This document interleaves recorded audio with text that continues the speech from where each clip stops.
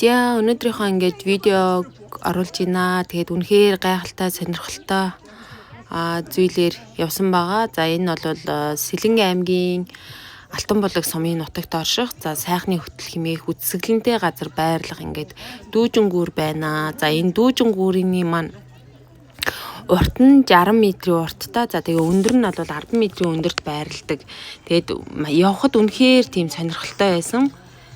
Бид дөрвөлээ явсан байгаа. Тэгээ дүүтэйгээ за нэг нь дүүгийнхаа хүүтэй мөн дээрээс нь өөрийнхөө охинтой ингээд явсан байгаа. Тэгээд энэ хоёр маань айх юм болов гэж бас би дотроо бодчихсэн чи ямар ч тийм айсан шинжгүй ингээд алхсан. Тэгээ охин маань угаасаа ингээд энэ зуныхаа амралтаар би сайхны хөтөл орж үзье шүү. Дүүжин гүүрэн дээгүүр очиж алхнаа, би алхаж үзнэ, би чадна гэж тэгжсэн. Тэгээ үнэхээр чадсан. Тэгээд хоёр хүүхдээ ингээ буугаад ирснийхэн дараа асуусан л та.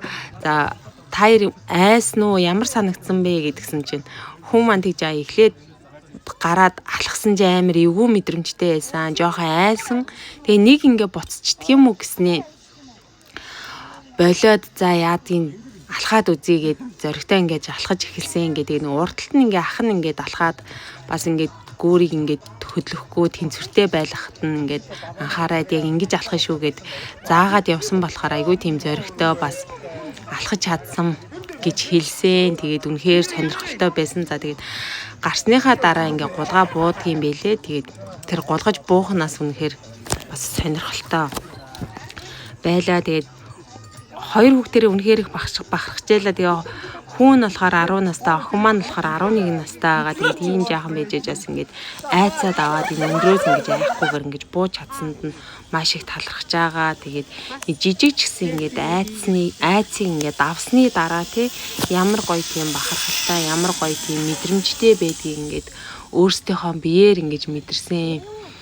Мэдэрч байгааг нь харах бас үнэхээр надад гоё мэдрэмж байлаа. Тэгээ өмнө нь би болоод нэг удаа алхаж үзчихсэн. За анх алхахад бол үнэхээр эвгүй байсан бол сая бол бас